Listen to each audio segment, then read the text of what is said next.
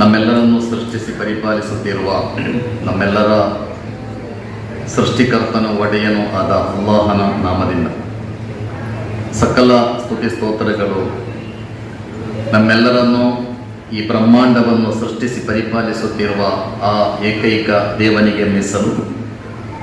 ಅವನ ಅನುಗ್ರಹಗಳು ಜಗತ್ತಿನಲ್ಲಿ ಒಳಿತಿನ ಸಂಸ್ಥಾಪನೆ ಮತ್ತು ಕೆಡುಕಿನ ನಿರ್ಮೂಲನಕ್ಕಾಗಿ ಆಗಮಿಸಿದ ಎಲ್ಲ ಪ್ರವಾದಿಗಳ ಮೇಲೆ, ಮಹಾಪುರುಷರ ಮೇಲೆ, ಸಜ್ಜನರ ಮೇಲೆ ಸದಾ ವರ್ಷಿಸುತ್ತಿರಲಿ.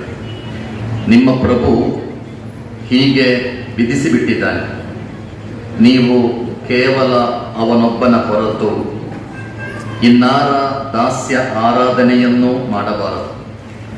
ಮಾತಾಪಿತರೊಡನೆ ಸೌಜನ್ಯದಿಂದ ವರ್ತಿಸಿ ಅವರ ಪೈಕಿ ಒಬ್ಬರು ಅಥವಾ ಅವರಿಬ್ಬರು ವೃದ್ಧರಾಗಿ ನಿಮ್ಮ ಬಳಿಯಲ್ಲಿದ್ದರೆ ಅವರ ಬಗ್ಗೆ ಚಕಾರವೆತ್ತಬೇಡಿರಿ ಮತ್ತು ಅವರನ್ನು ಜರೆಯಬೇಡಿ. ಅವರೊಂದಿಗೆ ಗೌರವಪೂರ್ವಕವಾಗಿ ಮಾತಾಡಿ. ನಯ, ವಿನಯ ಮತ್ತು ಕರುಣೆಯೊಂದಿಗೆ ಅವರ ಮುಂದೆ ಬಾಗಿಕೊಂಡಿರಿ. ಓ ನನ್ನ ಪ್ರಭು, ಇವರು ನನ್ನ ಚಿಕ್ಕಂದಿನಲ್ಲಿ ದಯಾವಾತ್ಸಲ್ಯಗಳಿಂದ ನನ್ನನ್ನು ಸಾಕಿದಂತೆಯೇ ನೀನು ಅವರ ಮೇಲೆ ಕೃಪೆ ತೋರು ಎಂದು ಅವರಿಗಾಗಿ ಪ್ರಾರ್ಥಿಸಿ. ನಿಮ್ಮ ಅಂತರಂಗದಲ್ಲಿ ಏನಿದೆ ಎಂಬುದನ್ನು ನಿಮ್ಮ ಪ್ರಭು ಚೆನ್ನಾಗಿ ಬಲ್ಲನು. ನೀವು ಸಜ್ಜನರಾಗಿ ಬಾಳಿಕೊಂಡಿದ್ದರೆ ತಮ್ಮ ಅಪರಾಧಗಳ ಬಗ್ಗೆ ಜಾಗೃತರಾಗಿ ದಾಸ್ಯ ಆರಾಧನೆಯ ಕಡೆಗೆ ಮರಳಿ ಬರುವಂತಹ ಸರ್ವರನ್ನು ಅವನು ಕ್ಷಮಿಸುವವನಾಗಿರುತ್ತಾನೆ. ಜಮಾಅತ್ ಇಸ್ಲಾಮಿ ಭಟ್ಕಳ ವತಿಯಿಂದ ಆಯೋಜಿಸಲ್ಪಟ್ಟಿರುವ ಹಿರಿಯರೇ, ಪ್ರೀತಿಯ ಸಹೋದರಿಯರೇ, ಸಹೋದರರೇ, ಅಸ್ಸಲಾಮು ಅಲೈಕುಂ. ನಿಮ್ಮೆಲ್ಲರ ಮೇಲೆ ದೇವರ ಶಾಂತಿ ಮತ್ತು ಕರುಣೆ ಇರಲಿ. ಇದು ಒಂದು ಪ್ರವಚನ ಕಾರ್ಯಕ್ರಮ ಎಂಬುದರ ಆಚೆ ಇವತ್ತಿನ ದಿನಗಳಲ್ಲಿ ನಾವೆಲ್ಲ ಒಟ್ಟಿಗೆ ಸೇರಿ ಬಹಳ ಗಂಭೀರವಾಗಿ ಚರ್ಚಿಸಬೇಕಾದ, ಹೆಚ್ಚು ಹೆಚ್ಚು ಮಾತಾಡಬೇಕಾದ, ಹೆಚ್ಚು ಹೆಚ್ಚು ಜಾಗೃತಿಯನ್ನುಂಟು ಮಾಡಬೇಕಾದ ಒಂದು ವಿಷಯದ ಬಗ್ಗೆ ನಾವು ಚರ್ಚಿಸ್ತಾ ಇದ್ದೇವೆ. ಕುಟುಂಬ ಕಲಹಗಳು ಈ ಸಮಾಜದಲ್ಲಿ ಸಾರ್ವತ್ರಿಕ ಆಗ್ತಾ ಇದೆ. ಪ್ರೀತಿ ಇಲ್ಲದ, ಹೊಂದಾಣಿಕೆ ಇಲ್ಲದ, ಕರುಣೆ ಇಲ್ಲದ ಒಂದು ರೀತಿಯ ವಿಚಿತ್ರವಾದ ಬದುಕು ನಮ್ಮದಲ್ಲಿ. ತಂದೆ ಮತ್ತು ಮಕ್ಕಳ ಮಧ್ಯೆ ಸಂಬಂಧ ಹಾಳಾಗಿದೆ. ಪತಿ ಮತ್ತು ಪತ್ನಿಯ ಮಧ್ಯೆ ಇರುವ ಸಂಬಂಧ ಬಹಳ ಯಾಂತ್ರಿಕವಾದದ್ದು. ಹೀಗೆ ಸಂಬಂಧಗಳು ಹಾಳಾಗಿರುವ, ಅಂದ್ರೆ ಈ ಕಾಲದ ಬಹಳ ದೊಡ್ಡ ಶಾಪ ಏನೆಂದರೆ ಈ ಕಾಲ ವ್ಯಾಲ್ಯೂಸ್ಗಳಿಲ್ಲದ ಕಾಲ, ಮೌಲ್ಯಗಳಿಗೆ ಬೆಲೆ ಇಲ್ಲದ, ಮೌಲ್ಯಗಳು ಕಡೆಗಣಿಸಲ್ಪಡುತ್ತಿರುವ ಒಂದು ಕಾಲ ಇದೆ. ಹೊಸ ತಲೆಮಾರು ಅವರಿಗೆ ಈ ಕುಟುಂಬ, ದಾಂಪತ್ಯ ಇದೆಲ್ಲ ಅವರು ಇಷ್ಟಪಡುವುದಿಲ್ಲ. ನೀವು ನಿಮ್ಮ ಮಕ್ಕಳ ಜೊತೆ ಮಾತಾಡಿ, ಯುವಕರ ಜೊತೆ ಮಾತಾಡಿ, ಅವರೆಲ್ಲ ಬದಲಾಗಬೇಕು ಅಂತ ಹೇಳ್ತಾ ಇದ್ದಾರೆ. ಎಲ್ಲ ಬದಲಾಗಬೇಕು, ಬದಲಾಗದೇ ಬಾರದ ಕೆಲವು ಮೌಲ್ಯಗಳಿವೆ, ಅದೆಂದು ಬದಲಾಗಬಾರದು. ಮತ್ತು ಬದಲಾಗದ ಕೆಲವು ಸತ್ಯಗಳು ಇವೆ. ಪ್ರಾಪಂಚಿಕ ನಿಯಮಗಳೆಲ್ಲ ಬದಲಾಗಲಿಲ್ಲ. ಈ ಜಗತ್ತಿಗೆ ಬಂದ ಒಂದನೆಯ ಮನುಷ್ಯ, ಈ ಜಗತ್ತಿನಲ್ಲಿ ಶತಮಾನಗಳ ಆಚೆ ಹುಟ್ಟಿದ, ಈ ಭೂಮಿಯಲ್ಲಿ ಬದುಕಿದ ಒಂದನೆಯ ಮನುಷ್ಯ ಬೆಳಿಗ್ಗೆ ಎದ್ದು ಮೇಲೆ ನೋಡಿದಾಗ, ಆಕಾಶವನ್ನು ನೋಡಿದಾಗ ಸೂರ್ಯ ಉದಯಿಸ್ತಾ ಇದ್ದದ್ದು ಪೂರ್ವ ದಿಕ್ಕಿನಲ್ಲಿ. 21ನೆಯ ಆರ್ಟಿಫಿಷಿಯಲ್ ಇಂಟೆಲಿಜೆನ್ಸಿಯ ಕಾಲದಲ್ಲೂ ನಾವೆಲ್ಲ ಬೆಳಿಗ್ಗೆ ಎದ್ದು ಮೇಲೆ ನೋಡುವಾಗ ಸೂರ್ಯ ಉದಯಿಸ್ತಾ ಇರುವುದು ಅದೇ ಪೂರ್ವ ದಿಕ್ಕಿನಲ್ಲಿ. ಯಾವ ಬದಲಾವಣೆಯೂ ಆಗಲಿಲ್ಲ. ಈ ಭೂಮಿಗೆ ಬಂದ 1ನೆಯ ಮನುಷ್ಯ ಶತಮಾನಗಳ ಆಚೆ ಸಂಜೆ ಆಕಾಶವನ್ನು ನೋಡುವಾಗ ಸೂರ್ಯ ಅಸ್ತಮಿಸ್ತಾ ಇದ್ದದ್ದು ಪಶ್ಚಿಮ ದಿಕ್ಕಿನಲ್ಲಿ. 21ನೆಯ ಸೈನ್ಸಿನ, ಟೆಕ್ನಾಲಜಿಯ ಕ್ರಾಂತಿಯ ನಡೆದಿರುವ ಈ ಕಾಲದಲ್ಲೂ ನೀವೆಲ್ಲ ಸಂಜೆ ಆಕಾಶ ನೋಡಿದರೆ ಸೂರ್ಯ ಅಸ್ತಮಿಸ್ತಾ ಇರುವುದು ಅದೇ ಪಶ್ಚಿಮ ದಿಕ್ಕಿನಲ್ಲಿ. ಯಾವ ಬದಲಾವಣೆಯೂ ಆಗಲಿಲ್ಲ. ಈ ಭೂಮಿಗೆ ಬಂದ 1ನೆಯ ಮಹಿಳೆ ನಮ್ಮೆಲ್ಲರ ಅಮ್ಮ. ಅವರು ಮಗುವಿಗೆ ಜನ್ಮ ಕೊಟ್ಟದ್ದು 9 ತಿಂಗಳ ಗರ್ಭಧಾರಣೆಯ ನಂತರ. 9 ತಿಂಗಳ ಗರ್ಭಧಾರಣೆಯ ನಂತರವೇ ಈ ಭೂಮಿಗೆ ಬಂದ 1ನೆಯ ಮಹಿಳೆ ಮಗುವಿಗೆ ಜನ್ಮ ಕೊಟ್ಟರು. ಅತ್ಯಾಧುನಿಕ ಶತಮಾನದಲ್ಲೂ ಒಬ್ಬ ಮಹಿಳೆ ಮಗುವಿಗೆ ಜನ್ಮ ನೀಡುವುದು 9 ತಿಂಗಳ ಗರ್ಭಧಾರಣೆಯ ನಂತರ. ಏನು ಆರ್ಟಿಫಿಷಿಯಲ್ ಇಂಟೆಲಿಜೆನ್ಸಿಯ ಕಾಲದಲ್ಲಿ ಮದುವೆಯಾಗಿ ಪರಸ್ಪರ ಸಂಬಂಧ ಆಗಿ 3 ದಿನಗಳಲ್ಲಿ ಮಗು ಹುಟ್ಟುವ ಪ್ರಕ್ರಿಯೆ ಜಗತ್ತಿನಲ್ಲಿ ನಡೀತಾ ಇಲ್ಲ. ಅತ್ಯಾಧುನಿಕ ಶತಮಾನದಲ್ಲೂ ನಮ್ಮ ಸಹೋದರಿಯರು, ನನ್ನ ಪತ್ನಿ, ನನ್ನ ಸಹೋದರಿ, ಅವಳು ಮಗುವಿಗೆ ಜನ್ಮ ನೀಡುತ್ತಾ ಇರುವುದು 9 ತಿಂಗಳ ಗರ್ಭಧಾರಣೆಯ ನಂತರ.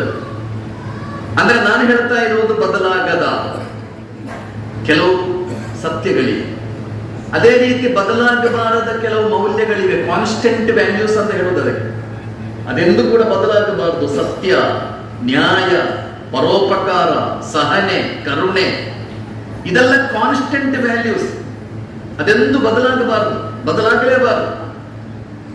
ಕುಟುಂಬ, ಕುಟುಂಬದ ಭದ್ರತೆ, ಕುಟುಂಬದ ಪಾವಿತ್ರ್ಯತೆ, ಇದೆಲ್ಲ ಯಾವ ಕಾರಣಕ್ಕೂ ಬದಲಾಗಬಾರದ ಬಹಳ ಪವಿತ್ರವಾದಂತಹ ಸಂಬಂಧಗಳಾಗಿವೆ. ಆದರೆ ಇವತ್ತು ಈ ಸಂಬಂಧಗಳೆಲ್ಲ ಹಾಳಾಗುತ್ತಾ ಇದೆ ಎಂಬುದರ ಆಚೆ ಸಂಬಂಧಗಳೆಲ್ಲ ಇವತ್ತು ಬಿಸ್ನೆಸ್ ಆಗ್ತಾ ಇದೆ, ಎಲ್ಲವೂ ವ್ಯಾಪಾರ. ಇತ್ತೀಚೆಗೆ L&T ಕಂಪನಿಯ ಮುಖ್ಯಸ್ಥರು ಒಂದು ಹೇಳಿಕೆ ಕೊಟ್ಟಿದ್ದು, ನೀವು ಆದಿತ್ಯವಾರವೂ ಕೆಲಸ ಮಾಡಬೇಕು, ನೀವು ಸಂಡೇ ಯಾಕೆ ರಜೆ ಮಾಡ್ತೀರಾ, ನೀವೆಷ್ಟು ನಿಮ್ಮ ಹೆಂಡತಿಯ ಮುಖವನ್ನು ನೋಡಿ ಕೂತ್ಕೊಳ್ತೀರಾ ಅಂತ ಮನುಷ್ಯ ಕೇಳಿ. ಅಥವಾ ನಿಮ್ಮ ಹೆಂಡತಿಯರು ನಿಮ್ಮ ಮುಖ ನೋಡಿ ಎಷ್ಟು ಕೂತ್ಕೊಳ್ಬೇಕು, ಇಡೀ ಸಂಡೆ ನಿಮ್ಮ ಮುಖ ನೋಡಿ ಕೂತ್ಕೊಳ್ಬೇಕಲ್ಲ ಅವರು, ಸಂಡೆ ಕೂಡ ಕೆಲಸ ಮಾಡಿಯ. ಇದು ಒಂದು ಸ್ಟೇಟ್ಮೆಂಟ್ ಮಾತ್ರ ಅಲ್ಲ, ಇದು ಒಂದು ಸಂಸ್ಕಾರ, ಒಂದು ಸಂಸ್ಕಾರ. ಅಂದರೆ ಸಂಬಂಧಗಳೇ ಇಲ್ಲದ ಒಂದು ಬದುಕು. ನಮಗೆಲ್ಲ ಆದಿತ್ಯವಾರ ಅಂದ್ರೆ ಬಹಳ ಖುಷಿ, ಆದಿತ್ಯವಾರ ಅಂದ್ರೆ ನಾವು ಸಂಭ್ರಮಿಸ್ತೇವೆ. ಯಾಕೆಂದ್ರೆ ಅವತ್ತು ನಮ್ಮ ಕುಟುಂಬದ ಜೊತೆಗೆ, ಪತ್ನಿ ಮಕ್ಕಳ ಜೊತೆಗೆ, ನನ್ನ ಅಪ್ಪ ಅಮ್ಮನ ಜೊತೆಗೆ ಬಹಳ ಸಣ್ಣ ಒಂದು ಅವಧಿ ಆದಿತ್ಯವಾರ ಎಂಬುದು ನಮಗೆ ಸಾಕಾಗುವುದೇ ಇಲ್ಲ ನಮಗೆ. ಆದರೆ ಜಗತ್ತಿನಲ್ಲಿ ಕಲಿಸಿಕೊಡಲಾಗುವ ಸಂಸ್ಕಾರ ಏನೆಂದರೆ ಆದಿತ್ಯವಾರವೂ ನೀವು ಮನೆಯಲ್ಲಿ ಇರಬಾರದು. ಅಂದ್ರೆ ಕುಟುಂಬ ಸಂಬಂಧ, ತಂದೆ ತಾಯಿಯೊಂದಿಗೆ ಜೊತೆಯಲ್ಲಿ ಇರುವುದು, ಪತ್ನಿ ಮಕ್ಕಳ ಜೊತೆಯಲ್ಲಿ ಇರುವುದು, ಇದೆಲ್ಲ ಬೇಡ, ಇದೆಲ್ಲ ಬೇಡ ಎಂಬ ಬಹಳ ಅಸಹ್ಯವಾದ, ಅತ್ಯಂತ ಕ್ರೂರವಾದ ಒಂದು ಸಂಸ್ಕಾರವನ್ನು ಇಡೀ ಜಗತ್ತಿನಲ್ಲಿ ಗಳಿಸಿಕೊಳ್ಳಲಾಗುತ್ತಾ ಇದೆ. ಶಿಕ್ಷಣ ವ್ಯವಸ್ಥೆ ಇವತ್ತು ನಮ್ಮ ಮಕ್ಕಳು ಕಲಿಯುತ್ತಿರುವ ಕ್ಯಾಂಪಸ್ಗಳಲ್ಲೂ ಅದೇ ಸಿಗ್ತಾ ಇದೆ. ಆದ್ದರಿಂದಲೇ ಈ ಸಮಾಜಕ್ಕೆ ಕುಟುಂಬದ ಮೌಲ್ಯಗಳನ್ನು, ಕುಟುಂಬದ ಭದ್ರತೆ, ಅದರ ಅನಿವಾರ್ಯತೆ, ಅದರ ವ್ಯಾಲ್ಯೂಸ್ಗಳು, ಇವುಗಳ ಬಗ್ಗೆ ಹೆಚ್ಚು ಹೆಚ್ಚು ನಾವು ಮಾತಾಡಬೇಕು, ಹೆಚ್ಚು ಹೆಚ್ಚು ಜಾಗೃತಿ ಮೂಡಿಸಬೇಕು. ಇದು ಹೇಳುವಾಗ ನಿಮಗೆ ಗೊತ್ತಿರಬೇಕು, ಇದು ಯಾವುದೋ ಒಂದು ಸಮುದಾಯದ ಸಮಸ್ಯೆ ಅಲ್ಲ, ಇದು ಹಿಂದೂಗಳ ಸಮಸ್ಯೆ ಮಾತ್ರ ಅಲ್ಲ, ಮುಸ್ಲಿಮರ ಸಮಸ್ಯೆ ಮಾತ್ರ ಅಲ್ಲ, ಇದು ಒಟ್ಟು ಮನುಷ್ಯರ ಸಮಸ್ಯೆ. ಸಂಬಂಧಗಳು ಹಾಳಾಗ್ತಾ ಇರುವುದು ಎಲ್ಲ ಮನುಷ್ಯರ ಸಮಸ್ಯೆ. ಎಲ್ಲ ಮನೆಯ ದೋಸೆಯು ತೂತು ಅಂತ ಹೇಳ್ತೇವೆ, ಅದೇ ರೀತಿ ನೀವು ಯಾವ ಮನೆಗೆ ಹೋದ್ರೂ ಈ ಪರಿಸ್ಥಿತಿ ಇವತ್ತು ಇರುವುದು. ಆದ್ದರಿಂದಲೇ ಸಂತೃಪ್ತ ಕುಟುಂಬ ಮತ್ತು ಸದೃಢ ಸಮಾಜ ಎಂಬುದು ನಾವು ಹೆಚ್ಚು ಚರ್ಚಿಸಬೇಕಾದ, ಹೆಚ್ಚು ಜನರಲ್ಲಿ ಜಾಗೃತಿ ಮೂಡಿಸಬೇಕಾದ, ಮತ್ತೆ ಮತ್ತೆ ಮಾತಾಡಬೇಕಾದ, ಜೋರಾಗಿ ಮಾತಾಡಬೇಕಾದ ಬಹಳ ಪ್ರಬಲವಾದಂತಹ ಒಂದು ಸಂದೇಶ. ಪವಿತ್ರ ಕುರ್ಆನ್ನ ಶಿಕ್ಷಣದಂತೆ ಕೌಟುಂಬಿಕ ವ್ಯಾಲ್ಯೂಸ್ಗಳ ಬಗ್ಗೆ ಸ್ವಲ್ಪ ಅವಧಿಯಲ್ಲಿ ಕೆಲವು ವಿಚಾರಗಳನ್ನು ನಿಮ್ಮೊಂದಿಗೆ ನಾನು ಹಂಚಿಕೊಳ್ತಾ ಇದ್ದೇನೆ. ಸಹೋದರ ಸಹೋದರಿಯರೇ, ಕುಟುಂಬ ಎಂಬುದು ದೇವನ ಬಹಳ ದೊಡ್ಡ ಅನುಗ್ರಹ. ನಮ್ಮೆಲ್ಲರ ಅತ್ಯಂತ ದೊಡ್ಡ ಅನುಗ್ರಹ ನಮ್ಮ ಫ್ಯಾಮಿಲಿ, ನಮ್ಮ ಕುಟುಂಬ. ದೇವನ ಔದಾರ್ಯ ಅದು, ದೇವನ ಕೊಡುಗೆ ಅದು. ಮತ್ತು ಕುಟುಂಬ ಎಂಬುದು ದೇವನಿರ್ಮಿತ ವ್ಯವಸ್ಥೆ, ಡಿವೈನ್ಲಿ ಎಸ್ಟಾಬ್ಲಿಷ್ಡ್ ಸಿಸ್ಟಮ್. ಕುಟುಂಬ ವ್ಯವಸ್ಥೆ ಎಂಬುದು ಜಗತ್ತಿನ ಯಾವ ಕಾನೂನುಗಳೋ ಸಂವಿಧಾನಗಳೋ ರಚಿಸಿದ್ದಲ್ಲ. ತಂದೆ ಮತ್ತು ಮಕ್ಕಳ ಮಧ್ಯೆ ಇರುವ ಸಂಬಂಧ, ಪತಿ ಮತ್ತು ಪತ್ನಿಯ ಮಧ್ಯೆ ಇರುವ ಸಂಬಂಧ, ಇದು ಜಗತ್ತಿನ ಯಾವುದೋ ಸಂವಿಧಾನ ಹೀಗೆ ಬರೆದು ಸೇರಿಸಿದ್ದಲ್ಲ. ನಿಮ್ಮ ಸಂಬಂಧ ಹೀಗಿರ್ಬೇಕು ಅದು ಜಗತ್ತಿನ ಯಾವುದೋ ಕಾನೂನುಗಳು ಬರೆದು ರೆಡಿ ಮಾಡಿದ್ದಲ್ಲ. ಅದೆಲ್ಲ ಒಂದು ದೇವ ನಿರ್ಮಿತವಾದ ವ್ಯವಸ್ಥೆ. ಅದು ಕುಟುಂಬ ಸಂಬಂಧ ಎಂಬುದು, ಕುಟುಂಬದ ವ್ಯಾಲ್ಯೂಸ್ಗಳೆಂಬುದು ಅದು ದೈವಿಕ ವ್ಯವಸ್ಥೆ, ದೇವ ನಿರ್ಮಿತವಾದ ಒಂದು ವ್ಯವಸ್ಥೆ. ಪವಿತ್ರ ಕುರ್ಆನ್ನಲ್ಲಿ ಮನುಷ್ಯನ ಆರಂಭವೇ ಕುಟುಂಬದೊಂದಿಗೆ ಅಂತ ಹೇಳಲಾಯಿತು. ಕುಲ್ನಾಯ ಆದಮಸ್ಕುನ್ ಅಂತವ ಜೌಜುಕಲ್ ಜನ್ನ. ಪ್ರಪ್ರಥಮ ಮನುಷ್ಯನೊಂದಿಗೆ ಪ್ರಪ್ರಥಮ ಮನುಷ್ಯನಿಗೆ ಕುಟುಂಬ ಇತ್ತು ಅಂತ ದೇವ ಹೇಳು. ಮತ್ತು ಅವರೊಂದಿಗೆ ನೀವು ಸ್ವರ್ಗದಲ್ಲಿರಿ ಎಂದು ಆ ಕುಟುಂಬದೊಂದಿಗೆ ನಾವು ಆದೇಶಿಸಿದೆವು. ಅಂದ್ರೆ ಮಾನವ ಕುಲದ ಆರಂಭ ಆಗುವುದೇ ಕುಟುಂಬದೊಂದಿಗೆ ಅಂತ ಕುರ್ಆನ್ ಹೇಳುತ್ತದೆ. ಮತ್ತು ಪವಿತ್ರ ಕುರ್ಆನ್ನಲ್ಲಿ ಕುಟುಂಬವನ್ನು ದೇವನ ನಿದರ್ಶನ ಅಂತ ಹೇಳಲಾಗಿದೆ. ದೇವನ ನಿದರ್ಶನ ಅಂತ ಕುರ್ಆನ್ನಲ್ಲಿ ಇರುವುದು ಬಹಳ ದೊಡ್ಡ ದೊಡ್ಡ ವಿಷಯಗಳ ಬಗ್ಗೆ. ಮಿನ್ ಆಯಾತಿಹಿ ಖಲ್ಕುಸ್ ಸಮಾವಾತಿ ವಲ್ ಅರ್ದಿ ಅಂತ ಹೇಳಿದ್ದು ಕುರ್ಆನ್. ಆಕಾಶ, ಭೂಮಿ, ಗ್ಯಾಲಕ್ಸಿಗಳು, ಬ್ರಹ್ಮಾಂಡ, ಈ ಯೂನಿವರ್ಸ್, ಇದು ದೇವನ ನಿದರ್ಶನ ಅಂತ ಕುರ್ಆನ್ ಹೇಳುತ್ತದೆ. ಇದು ಒಬ್ಬ ದೇವನ ನಿದರ್ಶನ. ಅದ್ಭುತ ಇದಲ್ಲ. ಇನ್ನು ಕೂಡ ಈ ಬ್ರಹ್ಮಾಂಡದ ಸತ್ಯಗಳನ್ನು ಮನುಷ್ಯ ಕಂಪ್ಲೀಟ್ ಕಂಡು ಹುಡುಕಿಲ್ಲ. ಇನ್ನೂ ಸಂಶೋಧನೆಗಳು ನಡೀತಲೇ ಇದೆ. ಇನ್ನೂ ಈ ಬ್ರಹ್ಮಾಂಡದ ಬಗ್ಗೆ ಮನುಷ್ಯ ಮತ್ತಷ್ಟು ಅಧ್ಯಯನ ನಡೆಸಲು ಮುಗಿಲಿಲ್ಲ. ಮತ್ತಷ್ಟು ಅಧ್ಯಯನಗಳು ನಡೀತಲೇ ಇದೆ. ಅಂದ್ರೆ ಬಹಳ ಅದ್ಭುತ ಈ ಬ್ರಹ್ಮಾಂಡ.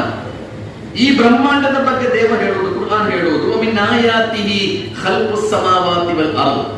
ಇದೆಲ್ಲ ದೇವನ ನಿದರ್ಶನಗಳು, ದೇವನ ಅದ್ಭುತ ಇದಲ್ಲ. ಅದೇ ಪದದಲ್ಲಿ ಕುರ್ಆನ್ ಹೇಳಿದ್ದು ವಮಿನ್ ಆಯಾತಿಹಿ ಅನ್ ಖಲಕ ಲಕುಮ್ ಮಿನ್ ಅನ್ಫುಸಿಕುಮ್ ಅಜ್ವಾಜ. ದೇವ ನಿಮ್ಮನ್ನು ಜೋಡಿಗಳಾಗಿ ಸೃಷ್ಟಿಸಿರುವುದು ಕೂಡ ದೇವನ ನಿದರ್ಶನ ಅಂತ ದೇವ ಹೇಳು. ಜಗತ್ತಿನಲ್ಲಿ ಯಾವ ಕಾಲದಲ್ಲೂ ಯಾವುದಾದರೂ ಒಂದು ಗ್ರಾಮದಲ್ಲಿ ಪುರುಷರು ಮಾತ್ರ ಇದ್ದದ್ದು, ಮಹಿಳೆಯರು ಇರಲೇ ಇಲ್ಲ.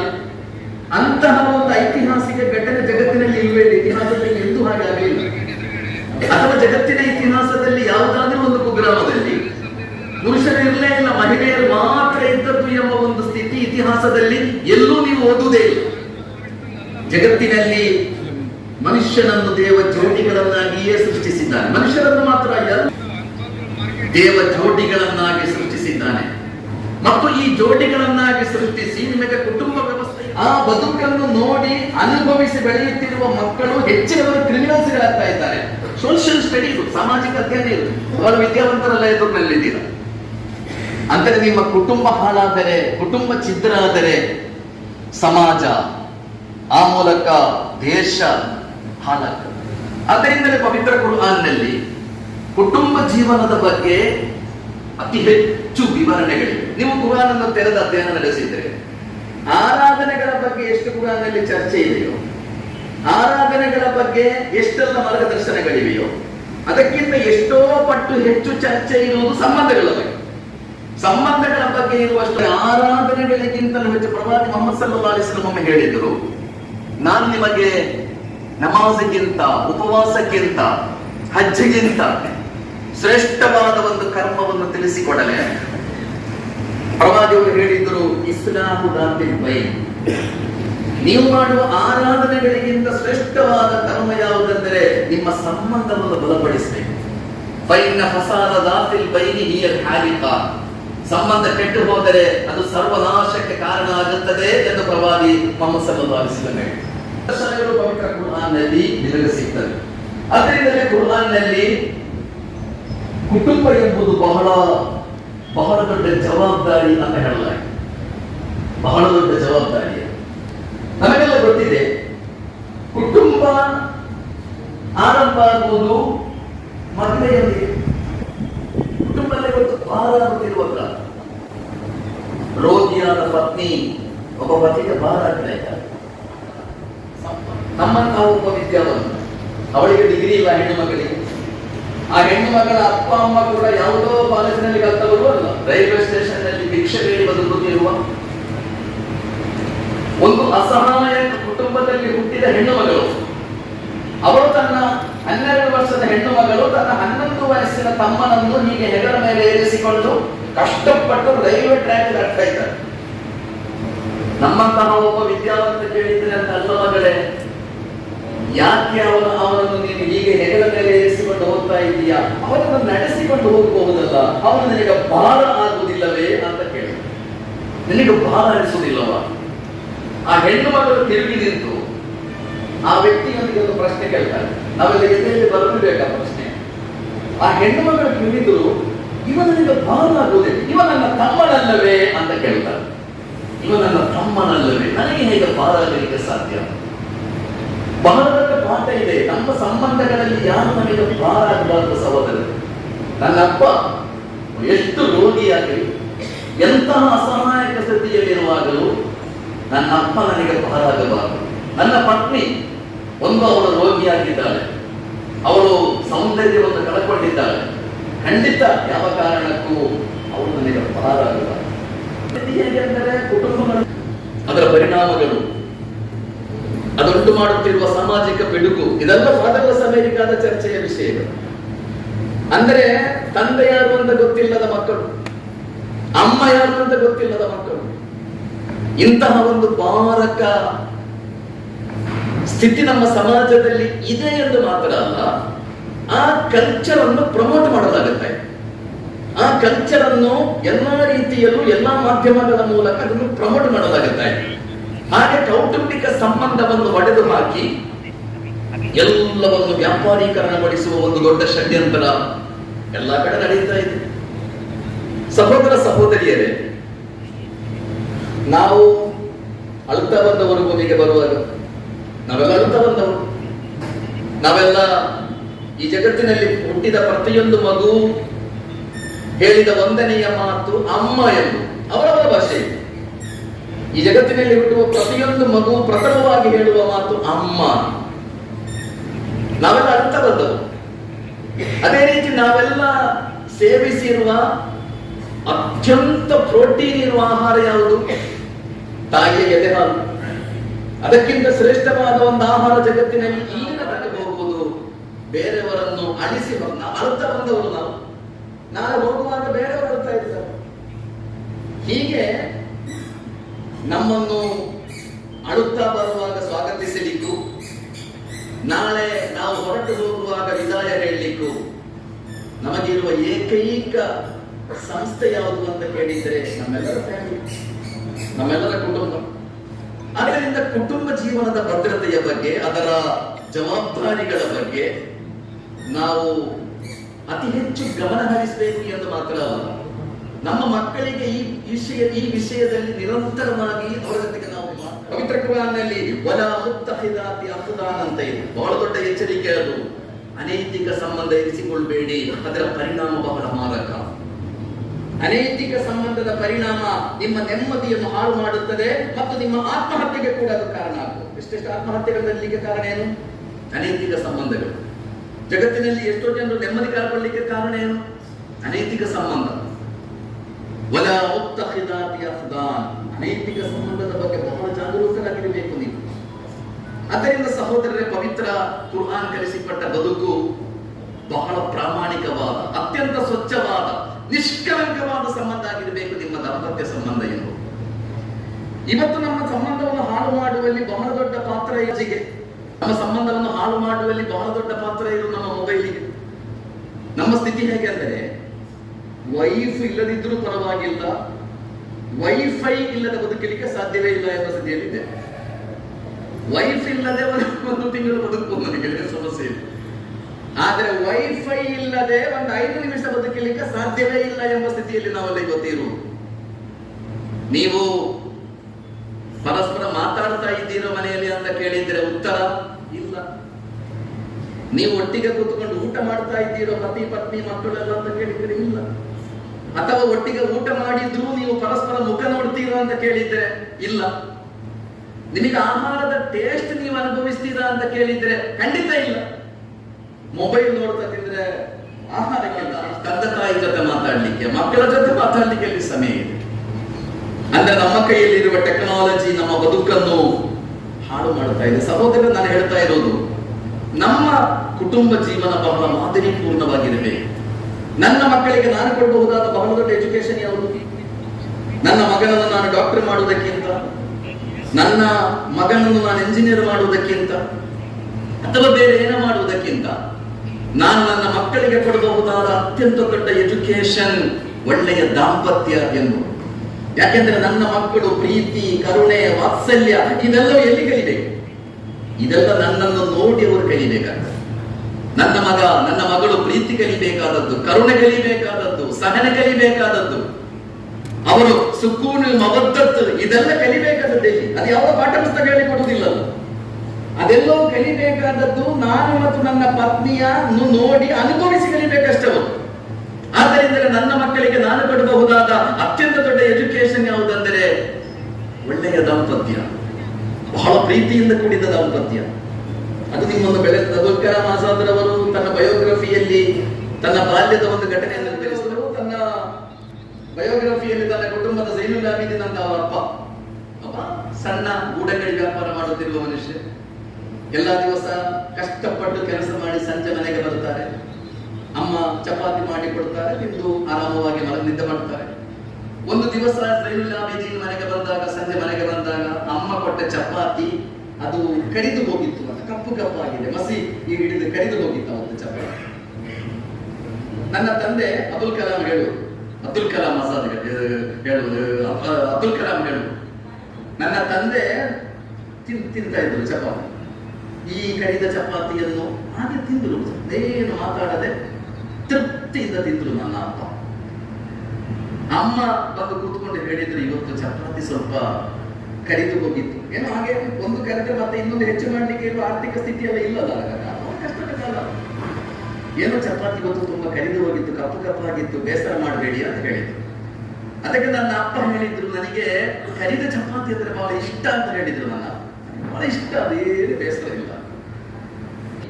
ನಾನು ಮಲಗುವಾಗ ನನ್ನ ಅಪ್ಪನಿಗೆ ಒಂದು ಮುತ್ತು ಕೊಟ್ಟು ನಾನು ಮಲಗಲಿಕ್ಕೆ ಹೋಗುದು ಅಬ್ದುಲ್ ಕಲಾಂ ಅವರ ಅಭ್ಯಾಸ.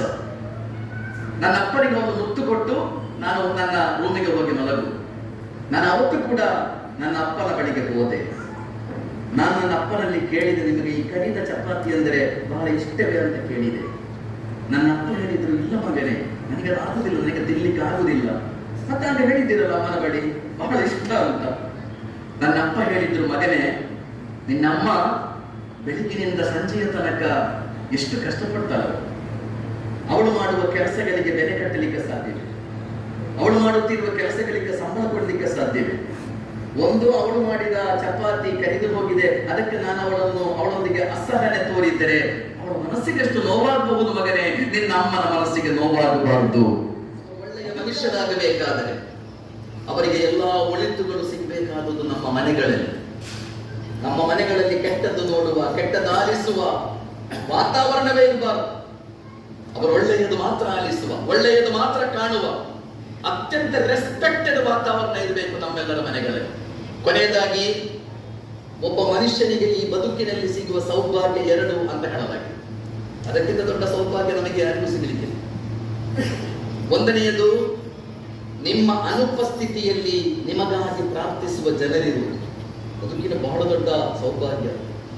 ನಿಮ್ಮ ಆಬ್ಸೆನ್ಸ್ನಲ್ಲಿ, ನೀವು ಇಲ್ಲದ ಕಡೆಯಲ್ಲಿ ಜನ ನಿಮ್ಮ ಅನುಪಸ್ಥಿತಿಯನ್ನು ಗುರುತಿಸುವುದು ಮತ್ತು ಜನ ನಿಮ್ಮ ಅನುಪಸ್ಥಿತಿಯಲ್ಲಿ ನಿಮಗಾಗಿ ಪ್ರಾರ್ಥಿಸಿ, ದೇವಾ ಅವನನ್ನು ನೀನು ಕಾಪಾಡು. ನಿಮ್ಮ ಅನುಪಸ್ಥಿತಿಯಲ್ಲಿ ನಿಮಗಾಗಿ ಪ್ರಾರ್ಥಿಸಲಿಕ್ಕೆ ಜನರಿರುವುದಾದರೆ ಅದು ನಿಮ್ಮ ಬದುಕಿನ ಅತ್ಯಂತ ದೊಡ್ಡ ಸಂಪಾದನೆ. ಅದಕ್ಕಿಂತ ದೊಡ್ಡ ಸಂಪಾದನೆ ಖಂಡಿತ ನಿಮಗೆ ಸಂಪಾದಿಸಲಿಕ್ಕೆ ಸಾಧ್ಯವೇ ಇಲ್ಲ. ನಾನು ಇಲ್ಲದ ಸ್ಥಳದಲ್ಲಿ ನನ್ನ ಅನುಪಸ್ಥಿತಿಯಲ್ಲಿ ಜನ ನನಗಾಗಿ ಪ್ರಾರ್ಥಿಸ್ತಾ ಇರುವುದು. ಎರಡನೆಯದು, ಮನುಷ್ಯನ ಸೌಭಾಗ್ಯ ಹೇಳಲಾಗುತ್ತದೆ, ನಿಮ್ಮ ಮಾತುಗಳನ್ನು ಆಲಿಸುವ, ನಿಮ್ಮ ಮಾತುಗಳಿಗೆ ಗೌರವ ಕೊಡುವ, ನಿಮ್ಮ ಮಾತುಗಳನ್ನು ಅನುಸರಿಸುವ ಮಕ್ಕಳು ನಿಮಗೆ ಇರುವುದು ಬದುಕಿನ ಬಹಳ ದೊಡ್ಡ ಸೌಭಾಗ್ಯ. ನನ್ನ ಮಕ್ಕಳು ನನ್ನ ಮಾತಿಗೆ ಬೆಲೆ ಕೊಡುವ, ನನ್ನ ಮಾತನ್ನು ಪರಿಗಣಿಸುವ ಮಕ್ಕಳು ನನಗೆ ಇದ್ದಾರೆ ಎಂದಾದರೆ ಅದು ಈ ಬದುಕಿನ ಅತ್ಯಂತ ದೊಡ್ಡ ಸೌಭಾಗ್ಯ ಅಂತ ಹೇಳಲಾಗುತ್ತದೆ.